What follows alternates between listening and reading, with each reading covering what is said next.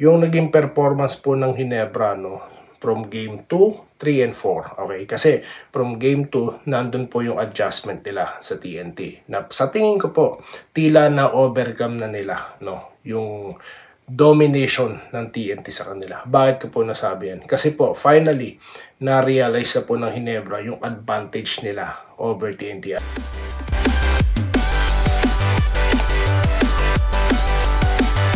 Yo, what's up? Welcome back ha. Dito po, si Denrica Doy TV Sports. Well, ang ating pag-uusapan ha.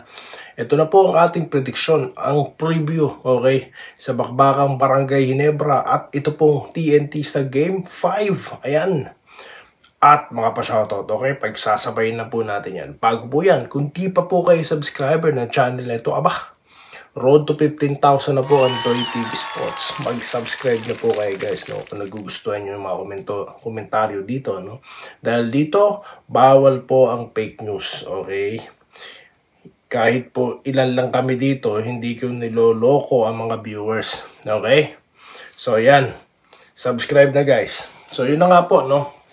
Ano po ang sa tingin ko, no? Ang magiging prediction ni Doy TV Sports dito, no? Na posibleng mangyari, okay? Dito na po muna tayo sa shoutout.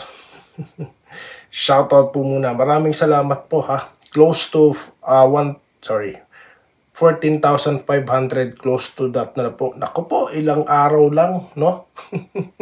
Kaka-14 lang natin, mukhang magiging 15 na kagad. Salamat po sa inyo ha. Okay, dito tayo ha. Mga hindi ko pa po nabasa. Kay Bon Ryan Cantor na nagkakang-congratulate daw po sa Ginebra, kay Sir Peter Aniban and family, shoutout po. Okay, so yun na nga po, no, ang gusto kong pag-usapan dito, yung naging performance po ng Ginebra, no, from game 2, 3, and 4. Okay, kasi from game 2, nandun po yung adjustment nila sa TNT. Na, sa tingin ko po, tila na overcome na nila, no, yung domination ng TNT sa kanila. Bakit ko po nasabi yan? Kasi po, finally, na-realize na po ng Ginebra yung advantage nila over TNT. Ano po yung ibig ko sabihin? Yan po, yung meron silang 2 defenders, no, na naka-assign kay RSJ. Hindi po kailangan, no, ni JBing mag-focus. So, ano naman po yan? Opposite naman po yan kay RSJ. Diba? Pansin nyo po yung production niya, bumaba na. Di po ba? Kasi nga po, kailangan niyang dumipensa and at the same time, labanan yung depensa sa kanya nung dalawang talagang defensive players ng Ginebra, no? Na si Holt at itong si Malonzo. Di po ba? So, yan ang advantage na sinasabi ko. Okay? So, na-realize na po ng Ginebra yan. At going to Game 5, no? Kung magpapatuloy po yan, ang ating prediction guys, Ginebra yan, no? Sila yung magli-lead sa series 3-2. Okay, ano pa, bakit ko nasabi yan? Si Thompson talaga pong gumagawa ng paraan para ilapit ang bola sa ring. So ibig sabihin, hindi na po sila ganun masyado nagre-rely sa 3-point shots, di po ba? They exploring ways to score inside, di po ba? So maganda po yung mga ginagawa ni Japet na perimeter shooting, no? On the other hand naman, yun din ang ginagawa ni Stingray, no? Kaya for sure, meron pong mga counter itong mga coaches na ito, no? Si Coach Chat at itong si Coach Timcon, no? For sure, i-check na nila yan yung pag-atake ni Stingray, pag-atake ni Thompson, di po ba? Okay. Ano pa mga napansin natin? Si Ron J po, no? Bagamat ilan lang ang points niya ngayon, 2 points lang ba, no? Pero naniniwala po ako na magbabounce back ito. Kasi nga po,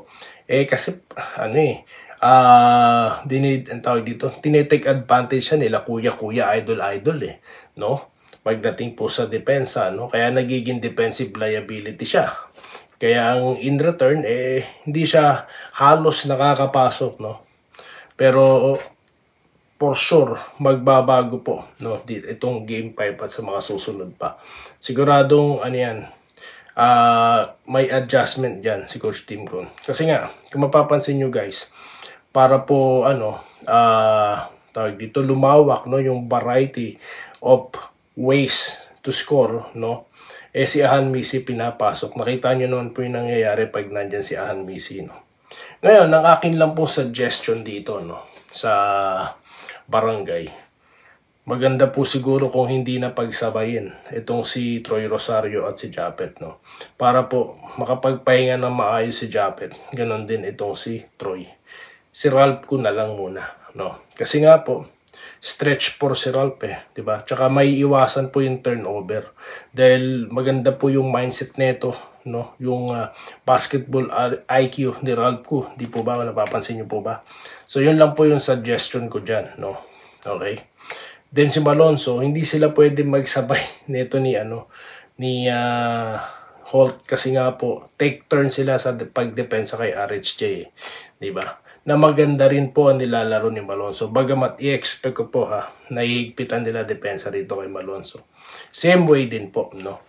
Sa ginagawa ng Hinebra, no, na pag-limit sa 3-point shot ng dalawang shooter ng TNT na si Pugoy at itong si Oftana, no. So yan po yung ating sa tinging mangyayari dyan, no. Kaya po napaka-exciting po ng Game 5, no. Bagamat nagbitaw na po ako, no, ng aking prediction kung sino ang sa tingin ko mananalo sa series na yan, okay?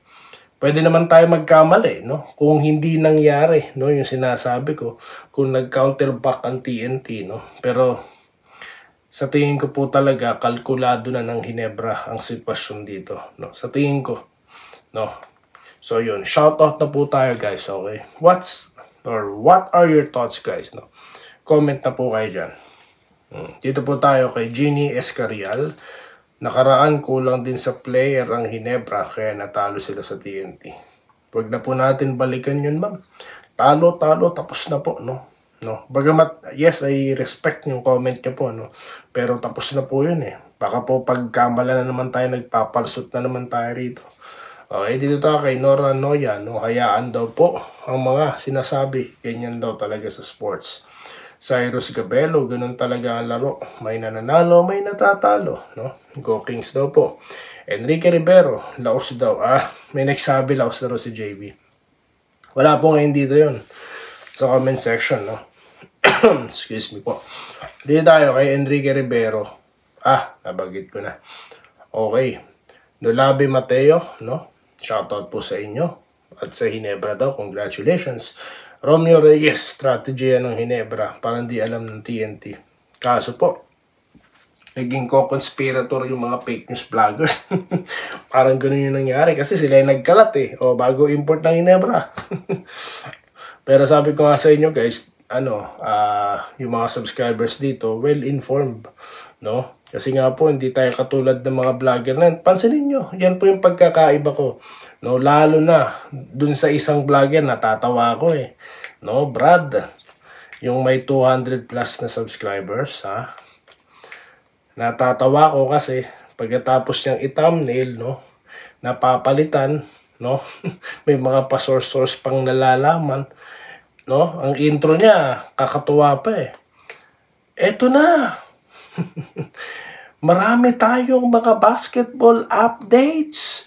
Tapos dinaan sa kabagalan magsalita para siguro humaba yung content niya, no? At natatawa ako or nagugulat ako, no, sa mga viewers nito. Abang dami pa rin pong nanonood. Inuuto na kayo, niloloko na kayo naman dahil ba sa mga picture, sa mga video na kung saan nila pinagkukuha at nagsasalita sila ng pagkabagal-bagal. Hindi po ganyan sa Doy TV Sports. No? Ako lang po makikita nyo rito, no? Dahil yung sasabihin ko po is kung ano lang yung aking nakalap sa aking pagre-research from legit sources, okay? Okay, dito tayo kay Sahara Hegia, shoutout po. Wilfredo Bautista, shoutout, no? Kila Ma'am Aileen Quiles at sa kanya pong asawa, shoutout sa inyo. Jose Pineda, shoutout po Okay, Rudy Kaunseran, ayos na po at tabla na. Rodolfo Labarda, nagko-congrats. Roberto Niesta, makabawi na Hinebra. Ito si Elmer, no, na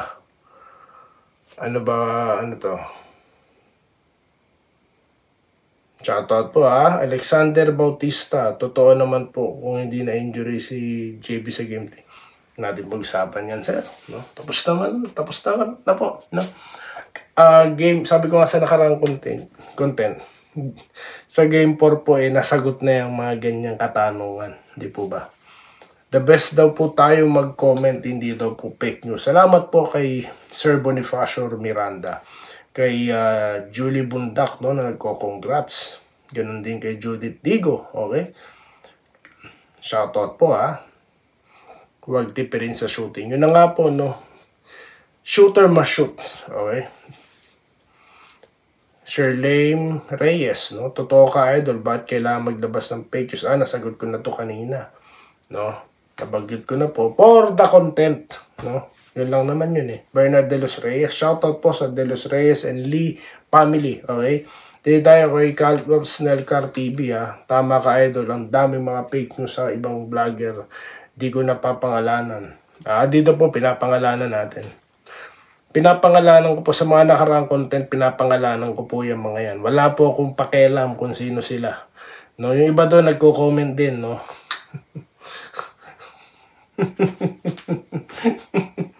No.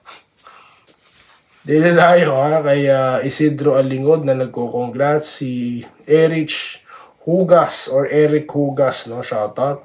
Joselito Aquino, no. Shoutout po, tama daw po. Clemente Bustamante, shoutout po. Carlito Protasio, shoutout sa iyo. MC Derek, Sir Archie Makirang, ayan, shoutout sa iyo. Okay. Sir Alejandro Tronson, shoutout sa inyo. Okay. Malyari Mascarinas, shoutout sa iyo. Diana Arinton, congrats, Gene King, wow. Si Ma'am Maharot, di na kayo nakapag-comment, ma'am. Alam ko nandiyan kayo, silent viewer kayo, parang si MC Derek. Pre-wait mo nga, mga vlog mo eh. Wait niya daw po, si Sir Edgar. Sabi nga, di palitan. Daming vlog, kesyo palitan. Yun na nga po. Yun nga, natatawa ako doon, ginukwento ko kanina. Abang ngayon, secret daw. Di ka kasi nanonood, yung mga viewers niyan dapat pumunta na dito. Kaya sabi ko sa inyo guys, i-share nyo to. No, dahil ito nga yung bumabangga sa mga fake news vloggers na yan. Pero in a way, nakatulong sa discard. Kung ako sa TNT, magreklamo kayo ha. Na ano kami. Na isahan kami dahil ikinalat ng mga fake news vloggers na wala ros. Dito tayo kay Ronnie Balanad, no? Tama ka. Salamat po. Arnold Salazar, shoutout. John Romel Aldino. Itutuloy po natin, Eduardo Soriano, shoutouts po sa inyo. Itutuloy po natin itong mga pa-shoutout mamaya, no? Bago po ang laro, magpabalik na naman tayo para sa malupit ng shoutout bago ang Game 5. Dito lamang po sa Dendriga, Doy TV Sports. Muli, maraming salamat guys. Maraming salamat sa inyo. At kita-kita po tayo. Magandang araw po sa inyo lahat. Salamat po sa panonood. Subscribe na para sa mga susunod na basketball at boxing videos.